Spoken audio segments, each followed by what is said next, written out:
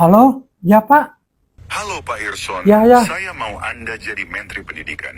Apakah Anda bersedia? Tidak boleh, Pak. Soalnya sekarang saya kepala sekolah. Baru ada 2 sekolah yang saya ada pegang. Belum lagi saya ini kepala rumah Kenapa tangga. Anda menolak permintaan saya? Saya mengerti Pak Irson, tapi ini permintaan saya. Iya, Pak. Belum maaf ini, Pak. Baiklah kalau begitu. Iya, baru kalau saya semua jadi Menteri Pendidikan, nanti saya ini kan sebagai konten kreator. Jadi mungkin saya tidak mau dapat bikin konten hiburan lagi untuk masyarakat. Makanya saya belum boleh, Pak. Jangan lupa teruslah berkarya lewat konten-konten hiburan yang sering Pak Irson buat agar masyarakat bisa selalu tersenyum. Salam family guys.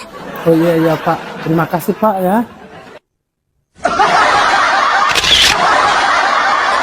Di dunia ini kita tak perlu berambisi untuk menjadi seseorang yang dihormati, dikagumi, disegani, apalagi ditakuti.